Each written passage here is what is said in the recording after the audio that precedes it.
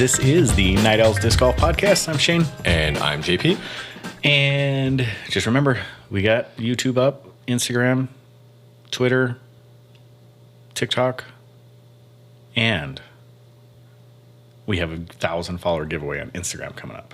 Nice. At door_disc_golf. Here's the 3 things that we will be giving away. For third place, we will give the Kevin Jones pack away, which is going to be a reverb and a distortion. For second place, or the second prize, we're going to be giving away the Kale LaVisca pack, which is going to be the Shadowfax, the Falcor, and the Strider. The new mid-range? Yep, the new mid. Cool. So you'll have a mid, a fairway, and a driver on that one. And then for the first place or highest pick, we'll say, I don't know if there's a place because it's not a competition, we will give 5 discs from the Ledgestone drops, which are all Discraft. So we'll pick 5 discs. We'll pick them to you. We'll probably put a door disc mini on there. So door_disc_golf. Give us a like. Once we get to 1,000, we're going to pick 3 random people and give those to them. Night_owl_pod is our podcast. And then doordisc.com. Check them out. So, you remember Furby? A little bit. That's really past our time. No, come on now. Kind of. No way. That was like Furby? Yeah, like late 80s. No. Early 90s is when the first Furbies came out. Not that I remember. Come on. Okay, how about... I never had one. How about Tickle Me Elmo? Oh, yeah, I remember Tickle Me. Like, my cousins, had Tickle Me Elmos. Okay. But there was a bunch of different Tickle Me Elmos. What he really means is he had some. He's throwing up air quotes. My cousins. Right. Once again, yeah, no. I feel like all this stuff kind of passed... I don't remember how old I was when that came out, but the big thing that, So my nephew, there was some toy a couple of years ago that came in like an egg, and you had to do something, and whatever was inside would hatch. Hatchimal. Oh, Hatchimals, yeah. So I remember it was Christmas, and we were trying to get it to work, and it packed around the whole egg, but never completely broke through. So we just threw it on the ground and smashed the egg. Nice. Yeah. Okay. And then it got really annoying. What about Tamagotchis? Yeah, Maisie has one. Did you have one when you were younger? Nope, didn't have one. Didn't buy the hype. You're really killing my vibe. I know. What I'm trying to get at. But we had to revive Maisie's Tamagotchi not that long ago because it got sick. I don't know how many I did. Okay, let's see. What about moon shoes? Moon shoes? Yeah, the ones that were mini trampolines that you strapped to your feet. Never had those either. Jeepers creepers. I tried them. I knew friends that had them, but I never really had them. There's some weird things that were kind of like moon shoes, but they were two plates, or not plates, but something like that, and then you had a flat bottom and kind of like trampoline shoes or whatever. Yeah. But then they had these weird pogo things. Do you know what I'm talking about? Mm-hmm. They're kind of like stilts. Okay. But they had a pogo stick thing on the heel, and you could walk, and then you could jump and kind of run with them. Okay. Incredibly dangerous. Yeah, absolutely. Yeah. Okay, I'm trying to think of something else. I'm trying to get a story across to you, make this really hard impact in your life right now and relate it to disc golf. You still can. But you're killing me here, T-Bone. Let's see. Well, screw it. Okay. I have given you all these things. So what they mean to me is that they're a craze for no reason, right? Like the Tickle Me Elmo, why the heck were people fighting in stores for Tickle Me Elmo? Yeah, I don't know. That's a good point. It was the big thing, and it was a big deal that they were going out at Toys R Us or whatever and just selling out. No one could find them. Right. It was crazy. Why? I don't... That's what I'm trying to get at. So what would be the comparison in disc golf to the Tickle Me Elmo or the Furby? I can tell you today, Cloud Breakers. Yes. That's exactly what I was going to bring up. Yeah. Because I got an email this morning. I didn't realize that the Discmania had sent out an email. And as soon as Eagle won, I was like, something big's going to happen. And I knew the Cloud Breakers were coming soon, and they dropped the Triumph edition, and they sold out in half an hour. They're beautiful too. Yeah. They had a lot of them. That's a bummer because they didn't get one. They'll be coming out with a stock run at some point. Oh, I'm sure. So I'm not worried about it. I mean, just to get that under stamp that says Eagle Man European Open. Yeah.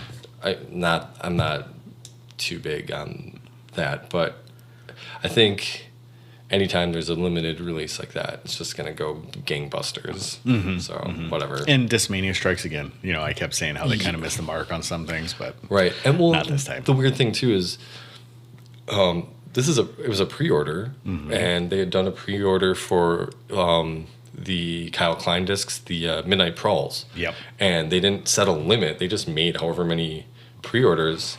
And when they said that, I was like, oh, they could maybe do that again. But my guess is they took an allotment out of whatever their stock cloud breakers are and just put that bottom stamp on, and that was it. So whatever. That's what I'm assuming is happening too. And we were just talking about naming schemes. I hope they just drop DD3 and call it the Cloud Breaker. Yeah. Because I think it would sell better. I think so too. I think it would sell better. Because when you talk like FD, DD3, D, or PD, you know, blah, blah, blah, I think name it something cool. It'll probably sell better. Absolutely. So, all right.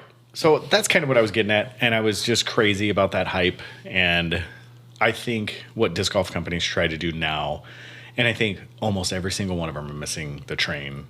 DD hits it every once in a while. Innova's hitting it with the Orbit stuff and their Team Series stuff. But for the most part, nobody's recreating these Tickle Me Elmo moments, you know, or the Firebird moments, you know, like the Sexton Firebirds. It's starting to become harder and harder to come by. Like 2020, you would release anything. Stock stamp. It was hard to keep in stock. Yeah. Did you guys order the stock DD3s? Because I think I saw someone posted that dealers could get them. Yeah, I believe we did. Oh, cool. Yeah, or stock. I mean, the Cloud Breakers, not the DD3. Oh, no, we didn't do the Cloud Breakers. Oh, okay. I was going to say, yeah, we have them in the shop. Yeah, right. Yeah. Yeah. No, we haven't done the Cloud Breakers yet. So, what'd you buy? Throw a finger flipper.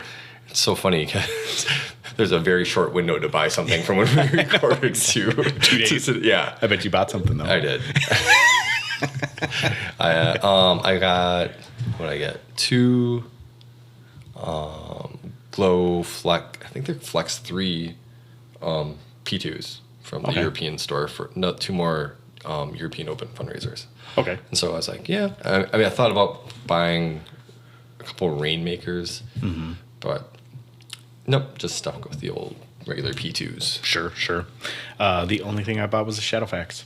Yeah. That was it. Yeah, I'm really... Actually, you know what? I did not buy it. I left it sitting on the counter. Well, my intention was to buy it. So it's there for me. I'm going to buy it. Yeah. But, yeah, I'm really interested to throw that. It's right in my realm. I love that fairway, like right in those numbers. Yeah. That's my kind of jam. That's what I like. So we'll see. I understand that's a little less stable than what people were expecting. I think I heard that as well. Which I think is going to be great. Because I have that, the new FD has that straight to fade. Yeah. My older FD, I can get a little bit of turn out of it. Little dump. And I want something that's going to hold that turn. And with the one, I think it's going to be pretty good. So far, Kale has knocked it out of the park with every one of them. I want to try the Strider. Seems like it's going to be a pretty good straight fairway, right? What's the... I think it's 5.5. Oh, no, I was going to say, what's the plastic on the... Is it all the... They're all 400, I think. Okay. So it's all their champion stylish plastic. So, so I'm excited about that. So far, so good on those. I'm liking them, and I can't wait for them to come in the shop, and I can't wait till we can start selling those ones, the Striders, as that is. So that's it. So, and that will be a thrower. And I'll probably do a video on it, and we'll throw it up on either one of the social medias, or we'll compare it to some other stuff and throw it up on YouTube. So. Nice. All right, so we got some mulligans to go over last episode. So first one, the clarification on the 66 over as a 944 rated, not round tournament. Okay. So this was over 4 rounds. 4 rounds. I think it was 4. It was over 4 rounds, a 66 over at the Ledgestone courses. Yep.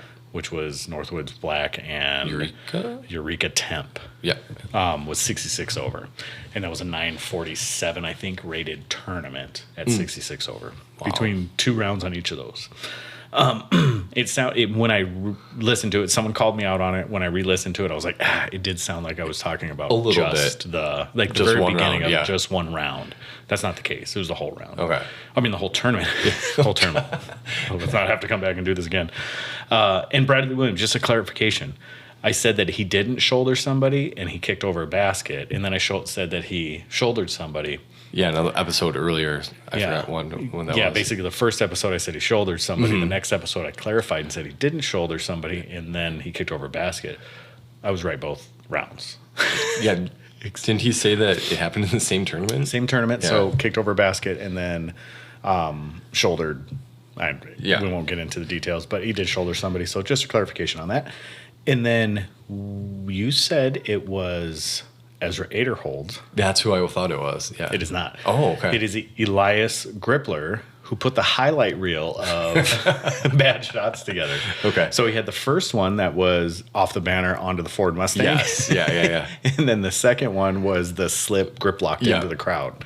Or just shank into the crowd. Yeah. I don't know. Like, it was the dark hair and like the up, like, it kind of looked like Ezra. So that's what I was thinking it was. I didn't just see missing like 4 inches on his biceps. Well, that's all. Yeah. So, all right. So we'll go over the preview real quick. Creators Cup. We're gonna go over a Nikko tracker, and then Paul bringing somebody back to the U.S. Yeah, that's what I heard. Listener bag review, possibly, and then we have a random question. We have 2 random questions actually, and then we'll go over the shop updates, and then we'll give you the keep it subpar and peace out. We're not piecing out right now, but we'll do that for you. So here we go.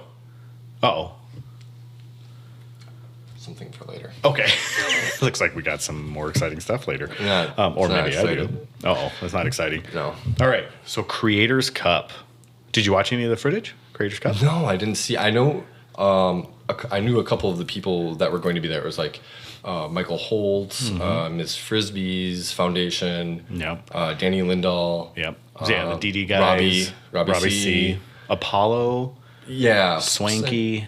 Yeah. These are ones that I haven't heard of them. I don't watch either. Apollo. And I think Swanky filmed it as well, or that's who I saw. He was there as well. Coverage. Okay. Yeah. I don't remember his Will or something like that. Maybe. I don't know.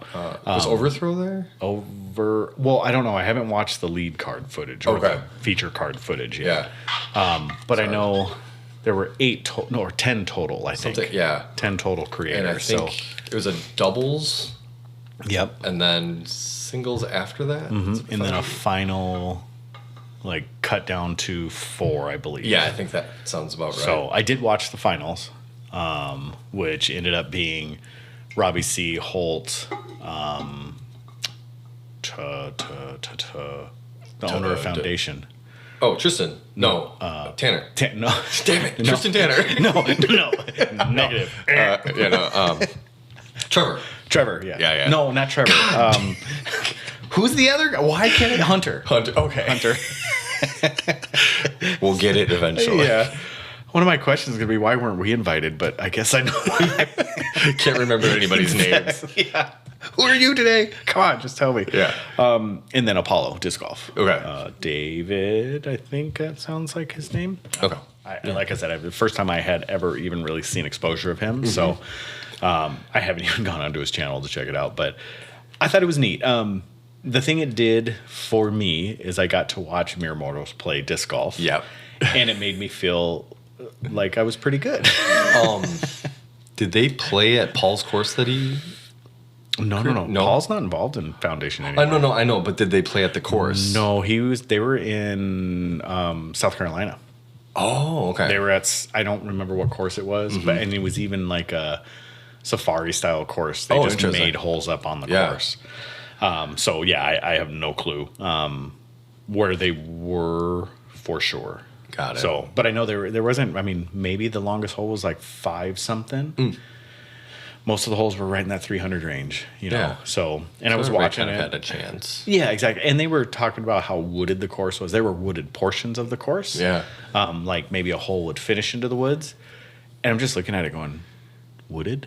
You know, are you sure? You know, like, I mean, it's wooded compared to Kansas. Yeah. It might be wooded compared to like Oklahoma, but it's not wooded. Like, Okay. It was a nice, good mixture. I would say that it maybe compares to like, I can't even think of a course around here that's that lightly wooded. Like Jacksonport. Oh. You know, I mean, those are only like 70-foot holes. Hole? Yeah, exactly. Like Jacksonport has a couple trees, but yeah. But I mean, not it was rolling ridge or anything like that. Exactly. You know, but everything always looks a little easier on, you know, on camera. That's true. So I'm sure the course was probably fairly difficult. The gaps were probably pretty hard because these guys, they weren't making highlight reels for sure. You know, but it was fun to watch. I liked it. I liked the personalities. There was a couple things I saw, like Robbie C. I like him even more. He was probably one of my favorite creators. But I think I like him even more now. And it's just thinking because he could care less what people think. Right. Like he'll step off a putt and dance just to get his mind out of it and then step back on a putt and putt. You know, like that type of stuff. Like if he gets distracted, like he throws on Katy Perry and just starts dancing. Like, seriously, who does that stuff? Right. Now, I think that's way overkill, but it's good entertainment for me. Sure. Like I'm watching like dude's dancing, like not well either, but he's still getting down, you know, like so yeah, it's fun to watch. So jump on there, and all the creators have a portion of the Players Cup up on their place. So Foundation has it, DD has them, you know, like every one of these creators that were there all have portions of this. That's awesome. Up there. Yeah, so it was pretty cool. So next year, you can send the invite to doordisc.com. So throw at doordisc.com. We'll go. Sound good? Yeah. Hey, JP might even bring your mail. Yeah. Well, I don't deliver to that area. But okay. if you want me to deliver mail for that day. Yeah. You know, I think I understand why we weren't invited, though. It's because, you know, the Foundation guys are fairly wholesome guys. Oh. The OnlyFans. See? Yeah, I'm sure I won't. You won't even share it. You won't even share it with us. But, man, it costs us the Creators Cup, so. Well, all right. With that, we'll get into the Nikko tracker. Dun, dun, dun. Yeah. So there's Alyssa listens to this. It's kind of like a talk radio where they just like celebrity gossip or whatever. And all the time there's like, they have like breaking news or something. It's like dirt alert, or like just the lowdown on like celebrity gossip. Yeah. That kind of thing. Yeah. No, we should have some button like that with Nikko. Yeah. So I want to start with the fun stuff. Have you seen the memes that are coming out? Yes. For Nikko? Yeah. My absolute favorite one is the urinal one. Where there's 100 urinals, or there's probably 20 urinals. One guy standing all the way at the end. Nikko walks all the way past every one of the open urinals and stands right next to the guy that's already there peeing and says, "Step back, bro." Yeah. Get out of my face. Yeah. It's so funny. It's so good. I mean, there's some positivity that's coming out of this. First, like, he was just like looking the guy in the eye, but I think he was like looking down. And yeah, exactly. I was like, okay. Oh, it's really good. So, all right. There's a lot of good ones out there. So, Clash ends their professional relationship officially with Nikko. I think it's a good move. No surprise. And they made it very well. Like, hey, we appreciated the time that Nikko gave us. We ended our relationship with him because we don't support in any way, shape, or form the actions on the course. So, good job. I think it was coming. I don't think there was any mystery to that. So, Gateway also suspends Nikko, and I'm assuming they will probably end his contract as well, but there is some familial ties there. I'm not sure if that's going to hold him on the team or not, but until a full investigation can be had. So we'll see what happens with that. And I think there has been a full investigation, really, hasn't there? There's damning evidence against him. I mean, it's on film. I would say so. Yeah. I mean, but he's really short in that film, though. I don't know if you've seen it or not. Really short. It's another one of the memes that have come up. Okay. Where they make him like his head maybe comes up to the dude's hip. Oh, maybe. Okay. I think I might have seen. And they see him like come because he's throwing like a little kid fit. Yes. So that's kind of how they make him. Oh, I think I've seen that. Yeah. So, and then last but not least, Nikko is taking a break for positive change in his life. On a serious note, I really hope that happens. I really hope he takes the time to reevaluate his actions and his mentality and gets himself on the right page. I can't say I've ever enjoyed watching him play, but he's a personality in disc golf that I appreciate. I hope he can get to a point where he does not take things that far again. And kind of some of the background information also that I was reading is that on hole 7 and multiple holes after that, on hole 7, he was officially given a warning by the gentleman that Nikko got in his face, that guy. Yeah. He was officially given a warning on hole 7. Him and Chandler. Yeah, Chandler Kramer, yeah. Both officially given warnings, time violation warnings. And then they finally called Nikko on 18, but between those two, Nikko continued to stay pissed off, had multiple different time violations after that. And then finally the guy just said, that's it, I got to call him on it again. Whereas Kramer, no problem. He's like, 17, sure, I'll watch it, and never did it again. Okay. And Nikko continued to stay angry, and so it was kind of a saga. So there's a lot to this story. And it sounds like after everything happened, Nikko continued to be pretty angry and aggressive after everything was done. So it's unfortunate. I did rewatch the coverage a couple times just to make sure that I was portraying the proper thing. And Nikko says, stop staring at me. So the guy did give him mean mug. Yeah, a little bit. Yeah, it's quite a bit. I mean, he stared at him like, you have no idea what I'll do to you. Does it still incite that type of action? No. But I think there should be something said to that gentleman. Like if someone gets in your face, you don't incite them by sitting there staring them down. Like, because it was truly an aggressive stare, if that makes any sense. And for me to say aggressive stare kind of sounds weak, but it really was. Like the stares. If you've ever had any contact with any human in any negative light, you can get to a point where someone will look at you and you know exactly what they're saying without them saying it. And that's what he was saying. So there you go. There's our Nikko tracker update, and I'm done talking about Nikko. You want to say anything else? No. I genuinely hope that he is remorseful. Not just, just looks back at it and can genuinely feel that what he did was wrong, and that I think I heard he was going to try to seek help immediately, like find somebody while he was there and then work his way back, come back here and get help here as well. Indefinite. Well, he didn't give a time, how long he'll be away. I mean, there's not that much time left on the tour, but, we might, who knows if we'll see him. Yeah, I think he is playing the right song at the present moment. Yeah. We'll see what happens. I mean, only time will tell at this point, because this is not his first time. Right. And the way he made his posts, like, I've made a mistake in my disc golf career. Mistake. Yeah. That's where he ends it. I don't think he truly takes ownership. Sure. I think we talked about that last time. Is he sorry, or is he, regretful? Yeah. I still think he's regretful. Someone had mentioned, like, he's taking, I think it was Tyler mentioned he was taking time off. And it kind of reminds me of Michael Jordan at the time of his first retirement. There was supposedly he was going to get in trouble for gambling, and that he was going to serve an 18-month suspension. And so he just said, rather than do that, I'm just going to retire, and like played baseball. And then came back after that so-called suspension was going to be. Well, and he shot Space Jam. Yeah, I've heard that before, but I've never heard anything credible. Like, I've never seen anything official about that. No, I haven't really either. But I mean, that was just hearsay from like things I've heard, and then watching The Last Dance, that kind of thing. Yeah.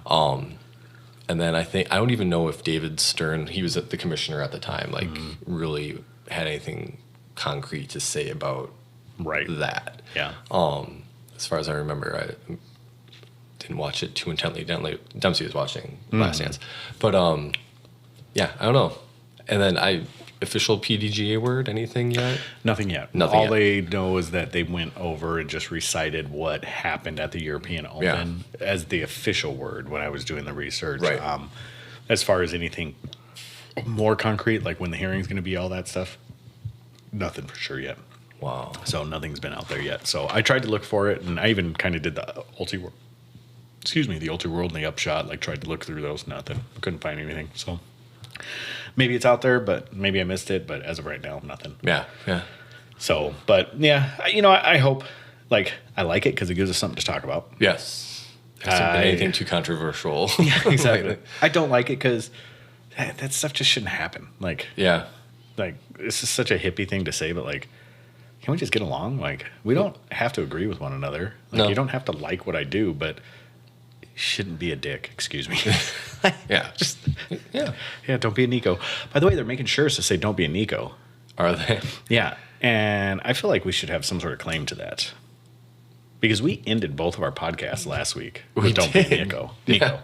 So you can send checks to, or just email PayPal throw@doordisc.com. Go ahead, we'll take it. All right.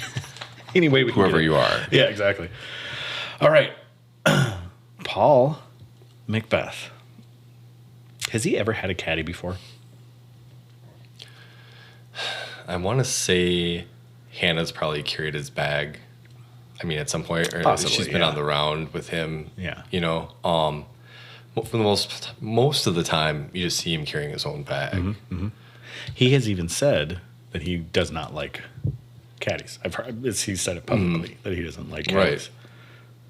So the thought that he is flying Jonas, who was his European caddy, I'm not even going to try to say his last name, is like Karanoka. Jonas Karanoka. Sounds Yeah, good, huh? Sure. He's flying. Maybe that's the real American way of saying it. Exactly. This is Jonas Karanoka. So, yeah, Jonas, they are gonna Paul McBeth's gonna fly him in from the European or from Europe to the U.S. to finish out his tour. Yeah, that's wild. Isn't that awesome? Yeah, I saw that Instagram post today. It's like we have he was like, we have business to finish. Yes, exactly. We have unfinished business. Unfinished business. Yep. Yeah. I was like, that's interesting. I think that's awesome. So here's my question: is this the start of professional caddies in disc golf?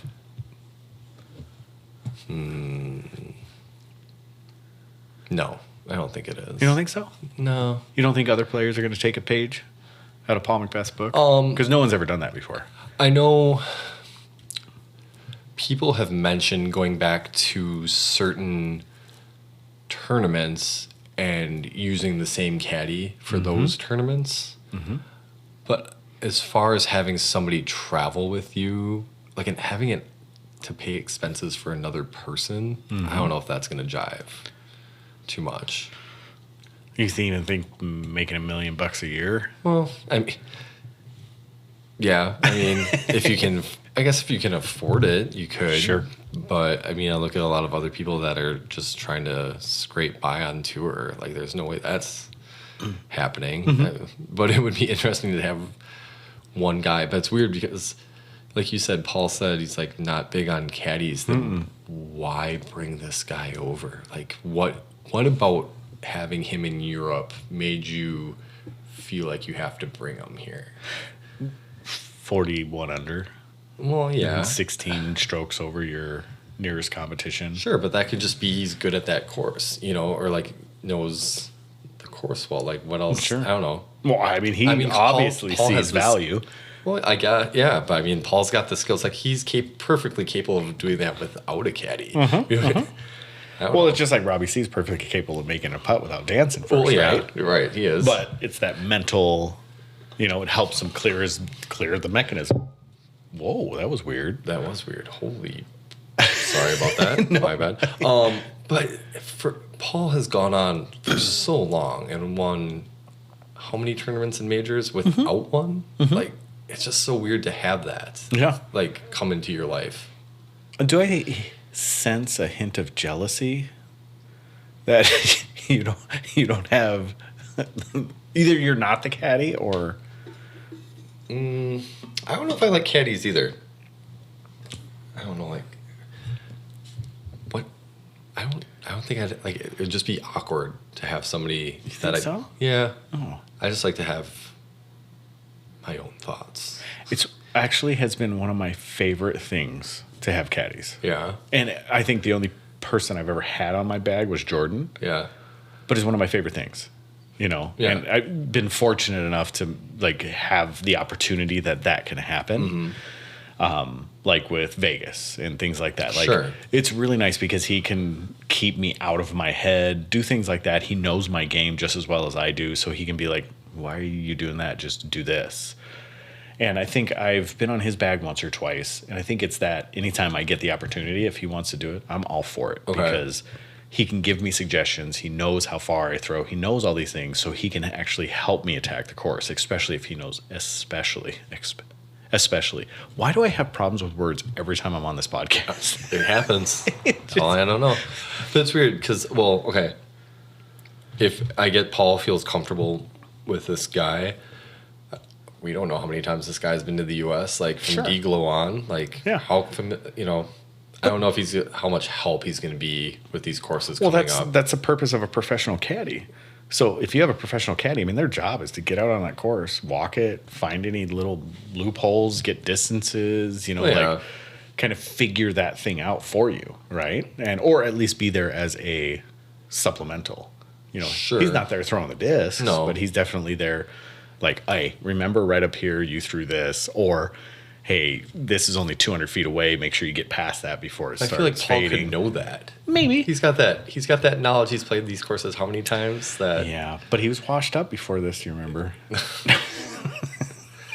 I just think a person with that much experience, how much extra can a caddy provide for you besides lightening the load of carrying your bag and maybe giving you some encouraging words? What about Hank Haney and Tiger Woods?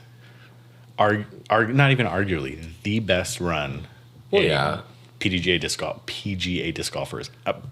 PGA golfer has ever had. True. And Hank Haney was right by his side the whole time. Professional caddy, Right. swing coach. Excuse me. Well, Who was his caddy? Not Hank Haney. It was Hank Haney. No, Hank Haney's a swing coach. yeah, but he got rid of him. Well, that after- was after he went through it, but he got rid of his caddy. I too. forgot who he was, but yeah, he had the same Anyways. guy for a long time. Yeah. Yeah. And Duke got paid handsomely Yeah. for it. So, I don't know. Why do you think he's doing it then?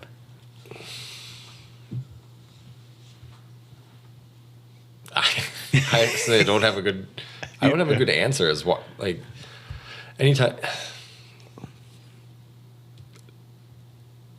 Yeah, I don't have. Do you think it's publicity? But that he need. I don't know. Publicity for who though? For him? For Paul? I mean, there's got to be like. I don't know enough about this guy. Like that's Yeah. the hard thing too. It's like there's a very specific reason why he's coming, and I just don't know enough about him to say, okay, this guy's going to make a difference. Mm-hmm. But So we know Paul's Christian. Is he? Maybe he's like. One this of those guy's sects also of- like straight edge with Paul. No, I We're think like- maybe he's like one of these sects, like Big Love, the series, the movie series, or the. Maybe this is another husband for Hannah or something. I don't know. Who knows? You're not biting on anything else. He's gone Mormon. Just like, Well, it wouldn't be him, would it? No, No. it'd be Hannah, right? Yeah. So Hannah's gone. I don't even know how to make that joke funny anymore. no. It actually would be funny, but it's like My Complicated Life or whatever they call that on MTV, or what's the one where they have all those weird like marriage arrangements and stuff? I don't know. I don't watch All right. MTV. It's been a long time.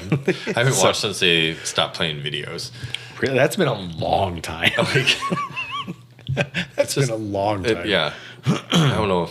I can't tell you the last thing I watched on MTV. So I really, really enjoyed MTV when they started doing like Real World, Road Rules, and then they had Liquid Television at night. Well, yeah, Liquid Television. Dude, I thought it was awesome. And then Like little by little, they started getting rid of, and they went to MTV2, which was all music for a while. Mm-hmm. Now everything, like all of their stations of MTV, are all not music. Yeah. So I don't know. Anyway. All right. So the mystery of why Paul McBeth is doing it is out there. I think it's truly just because he got a good vibe from him, and it obviously made him play well, and he feels that's his advantage. Okay. So he's saying, hey, we got some unfinished business, and I'm bringing it to the U.S. Is this like a Ricky Ari situation? Maybe. Yeah. Yeah. Like, I mean, Ari's his manager and handles all that other stuff for Ricky, but she's also on his bag all the time. Yeah. So, well, maybe it's like a bucket hat Ricky situation, like a bucket hat that Ricky wore. yeah. Well, why can't Paul have like a polka dot shirt or something like that? He's not that style. That's not his style. I know, but Paul's like, I got to have my Gucci shirt or something like that on. Superstitious, like. Yes. Yeah. Like, well, Paul always wears a blue shirt on Sundays, his last day. Oh, okay. I think, is that what the That color could be. is? So, yeah. So I think there's a bit of superstition, comfort if this guy's on the bag, because why else? Right.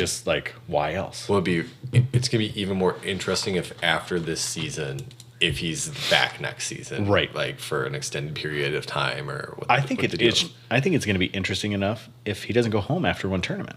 And if Paul keeps him here for the rest of the year until Worlds or after Worlds, like, that would be awesome. Yeah. So, I don't know. We'll see. Or maybe this is going to be, he's the trial. The guy that's going to run Paul McBeth Europe. Oh. Maybe. Yeah. Yeah. So, we'll see. And if you need anybody else, Paul, I'll do Paul McBeth Door County. Right. Gotta get him here first. Yeah, we do. All right. So, do you have any listener bag review? I do. So, let's go over that. And then while you're doing that, I wrote this, and I should have wrote the question out more because I had a good question that I thought was going to be fairly good. And I put pockets. Question mark. Okay. What does that mean?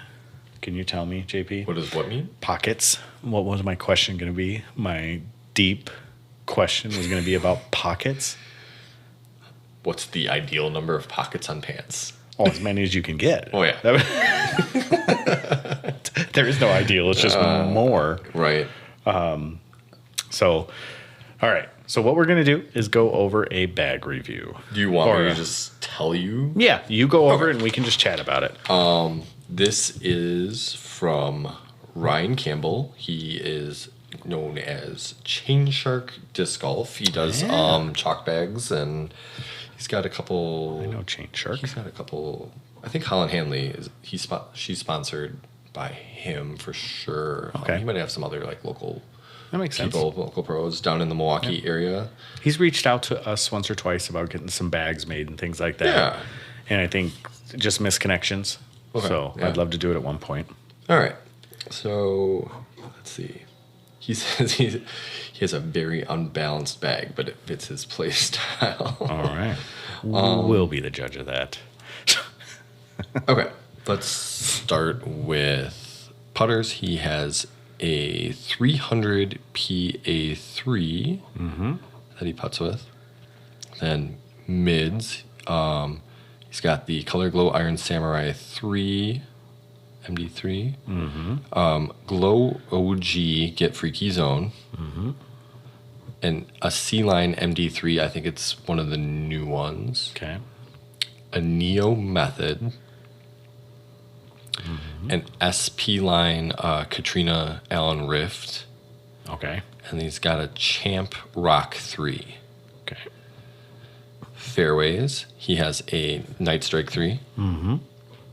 A Neo Essence. And then I think this is Armor Viking Barbarian. I think Armor is the plastic. The company is Viking. Viking discs. Yeah, Viking discs. And the disc is the Barbarian. Okay. I don't know enough. I don't know too much about it. He showed me it once or twice, I think. A Vapor Instinct Royal Rage 2. And then he's got the Katrina Allen DGA Proto fairway. Okay. Okay. Let's see. Okay, and then By the way, that Katrina fairway, the prototype, is a fantastic disc. It is a fun disc. I have thrown it quite a few times, and I really like it. Yeah, it is understable. Yeah, it is. There is no fight back in it at all. No. Like you throw it, it goes left. Backhand, it goes left. Oh, excuse me, right. Yeah. Okay. Drivers. He says he's got a Discraft Thrasher, a Streamline Special Edition Lift, for a utility disc K1 Castplastberg, and then he sent me a couple other discs. Discraft Sparkle Buzz, and then a Streamline Plasma Trace. That's kind of high speed driver, I think. Yes. Or like 11 speed, Yeah, somewhere it's- around there. Yeah. So Barbarian is 7502. Oh, so like it is an FD. a Essentially. newer one, yeah. Yeah, a newer FD. Okay. Or yeah, like an Instinct or an Explorer. That Right, kind of, Explorer. Yeah. Yep. Okay. Cool. So, and you said the Trace was the only one that I'm not that familiar with. I know Caden, I think, or Caden throws. yeah, Caden likes Laxo those. too. Laxo, I think, Mike Laxo threw You're it right. quite a bit too. So it's an 11 speed. Yes, man, like Streamline's plastics are fantastic. Their new like burst plastic is just so good looking. Yeah, so they're an 11 speed. I'm waiting for it to load here. 11.5 neg 1.2. So it's a Like a Wraith. Wraith. Yeah. Yeah. Okay. So yes, you do have a very unbalanced back. That was all. Yeah, that's it. That's Okay. everything. Yeah. Yeah, you do. I mean, it is mid heavy, which is fine.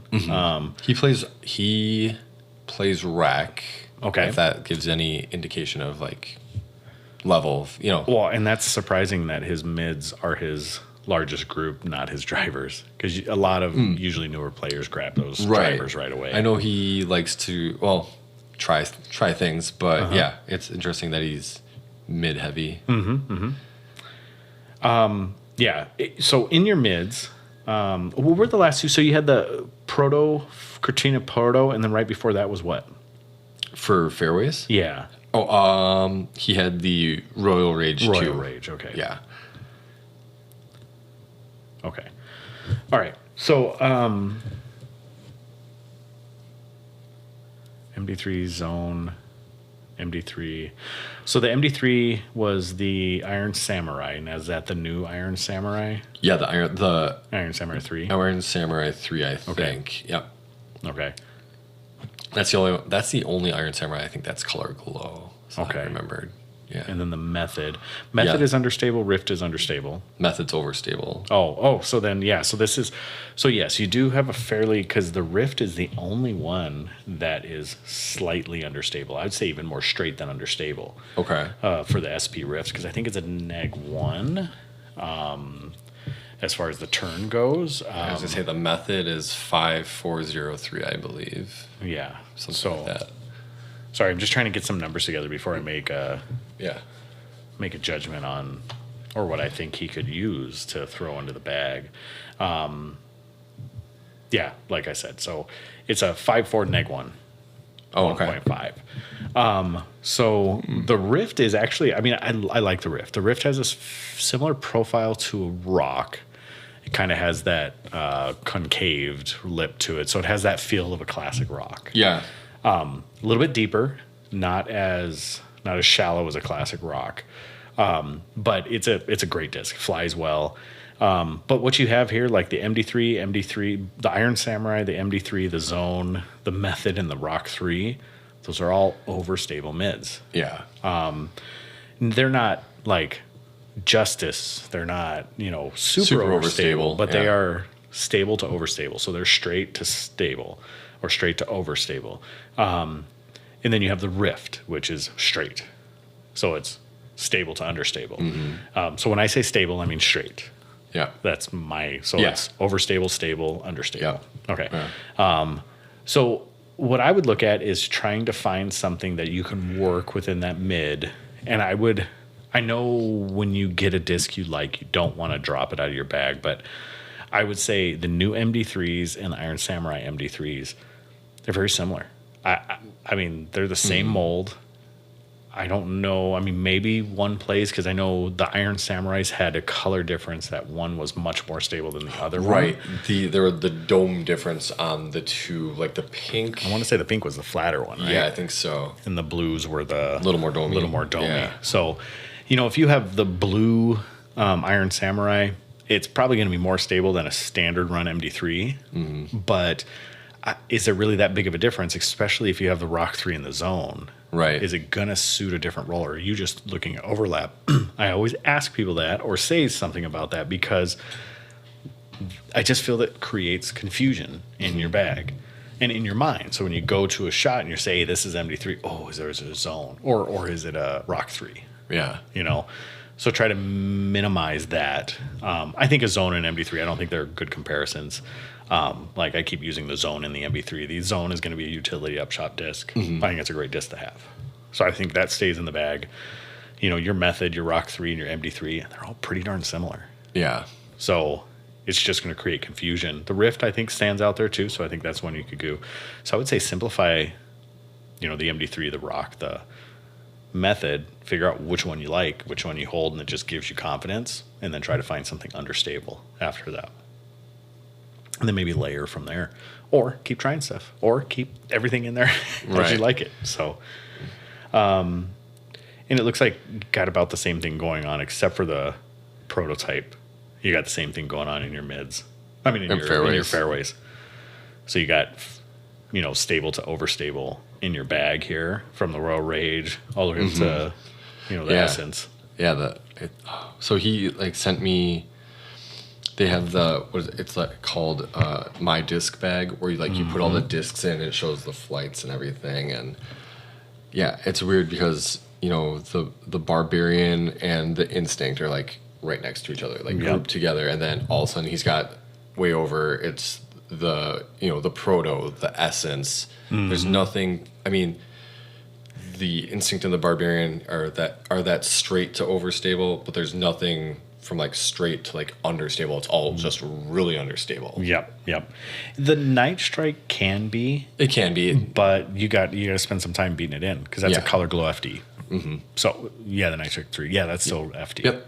Yeah. Original. The Discmania original is FD3. Yep. Or FD. Sorry. FD. Yeah, and those with those Color Glows, once they beat in, they're beautiful flyers. Mm-hmm. But I would still say they're stable to overstable. Yeah. I wouldn't ever put them in the stable to understable realm. No. You'd have to go probably, just a star, or, G star, something along that line where it's going to break in and start, stay a little more understable. Right.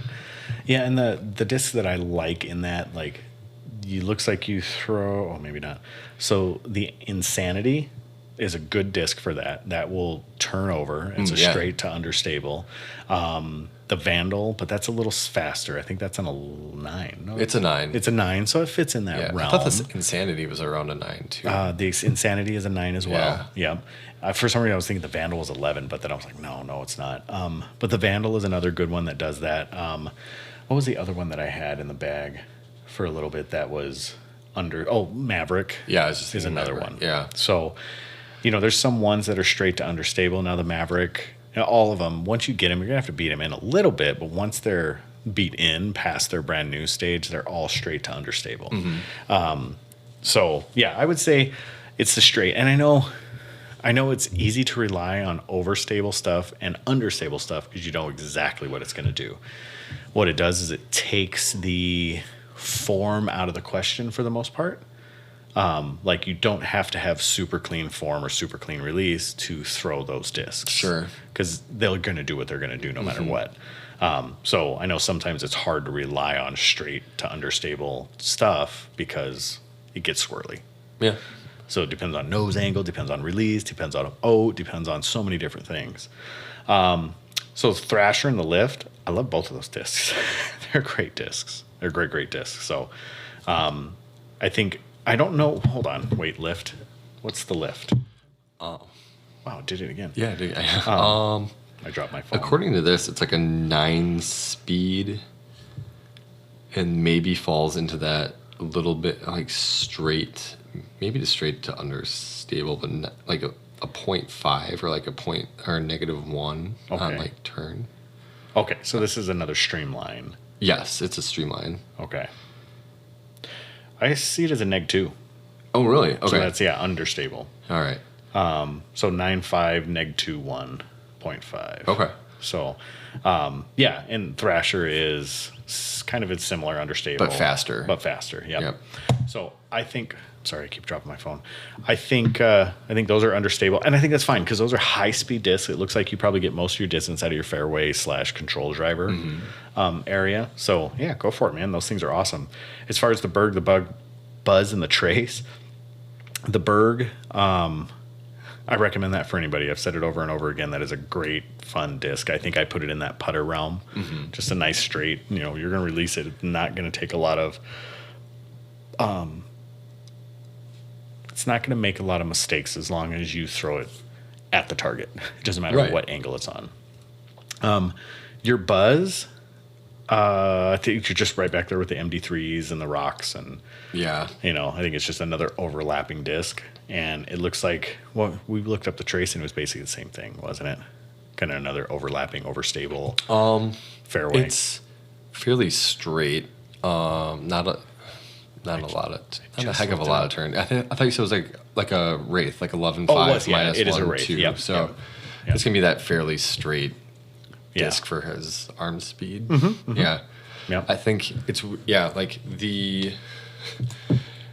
If you were to like separate the bag, it's like there's a whole lot of stuff that's not going to turn, and then a whole lot of stuff that is going to turn. And you just need to find that middle, more of a, like the Buzz can, like Buzz MD3, like that. Those can be like you're straight, but like it's not like an EMAC Truth or something like that, where it's like just laser straight and with like the fade. Just. I don't know. It's interesting. Yeah. Well, and it's hard. That's just by feel and by playing with things. You will find that thing that fits you at one point. I mean, like, I used to throw rocks, classic rocks, really, really well. I picked up one up recently. I can't throw them anymore, and I just lost the feel for them. Now Emacs and Comets, I love them. The Comet, I can throw it flat or even throw it on hyzer, and it just slow drift to the right. Beautiful. I love it. Put a little Annie on it, and it goes right. So, I would say just try to find those straight discs for you. I think we've given you plenty of options or plenty of thoughts on what they could be. Because I think once you find that magical disc, it just goes straight. It's like the mid that acts like a putter or the fairway that acts like a putter. Like, it's awesome. They're fantastic discs to have. So, all right. Anything else to say about that?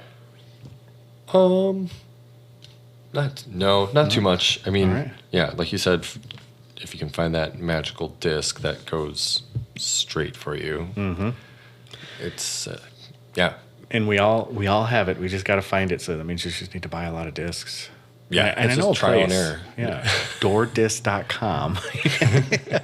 No, shameless plug. Yeah. So, Chainshark Disc Golf. Check him out on Instagram. Is he on Facebook as well?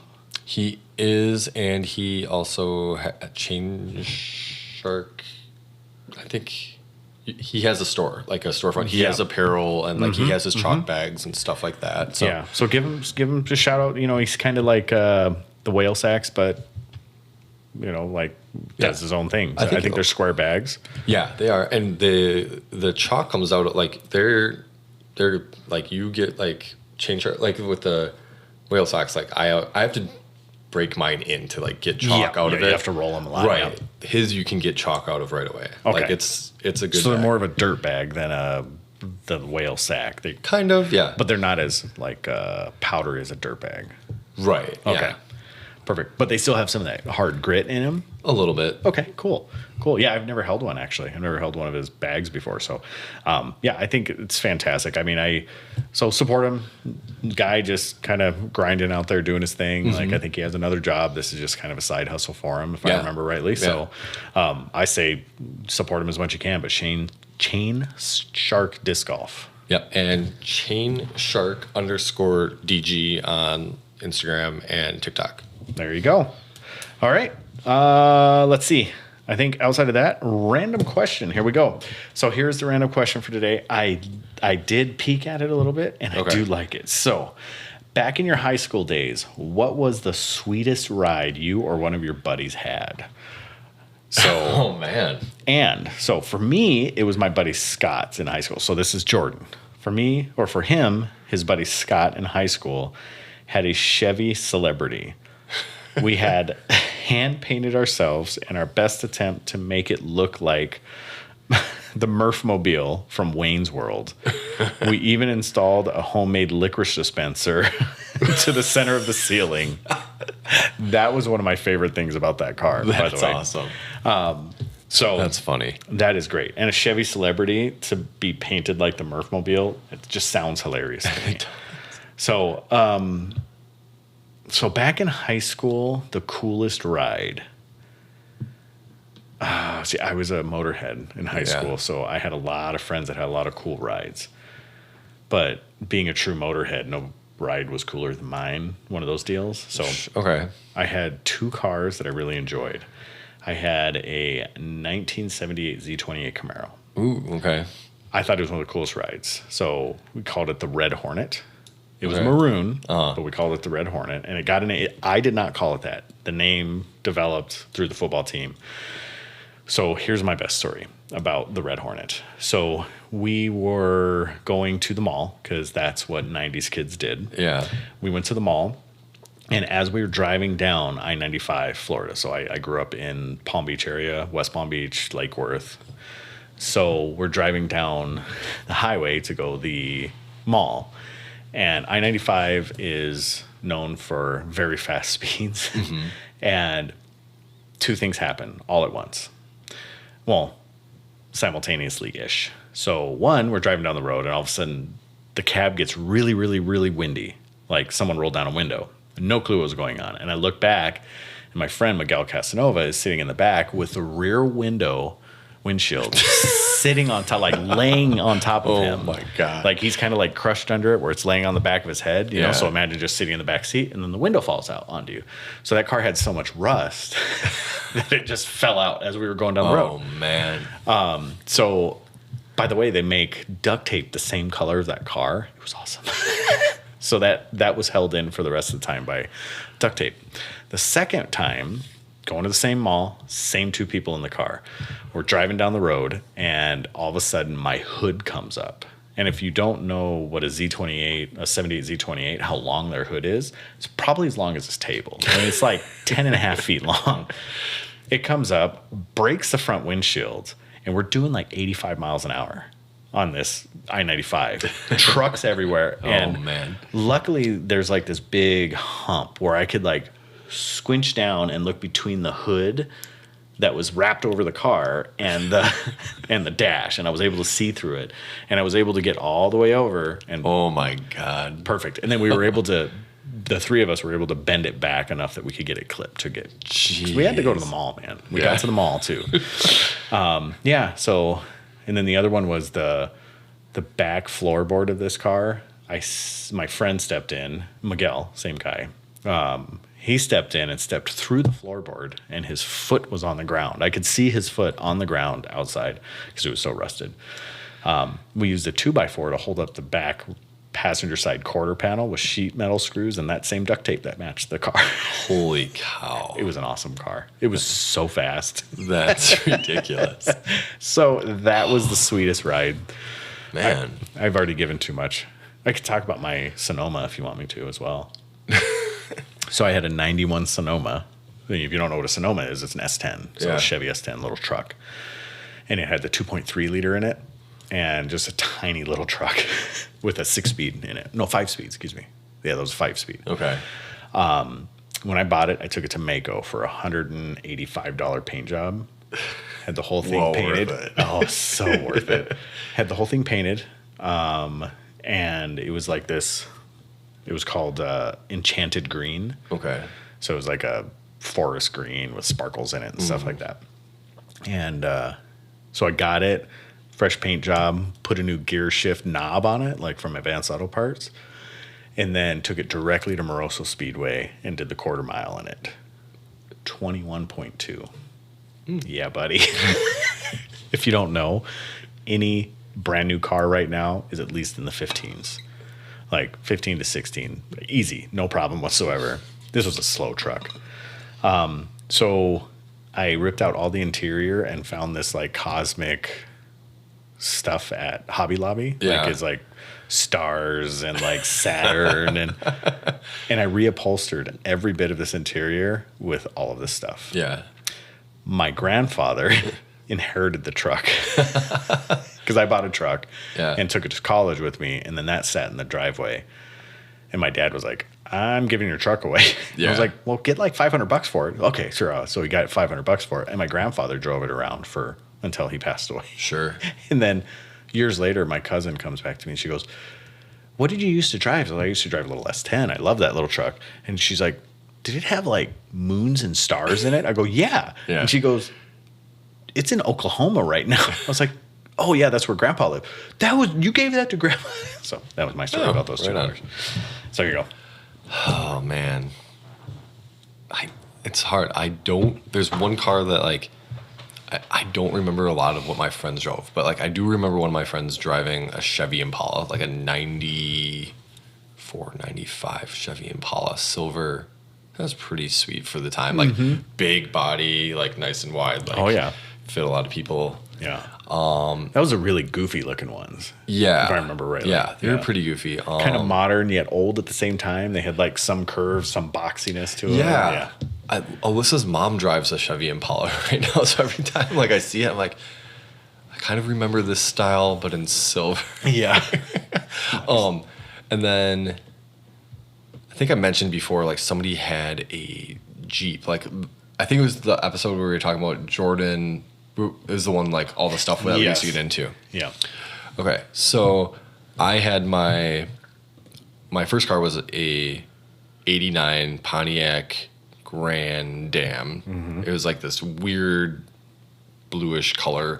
It was like the front was like kind of sleek, but the back was like the boxiest trunk you would ever seen. It was just like a 90-degree cut back, and I was like, God, this kind of sucks for like, it was just a goofy looking car. But then I would drive my parents' cars every once in a while. They had a PT Cruiser for a little bit.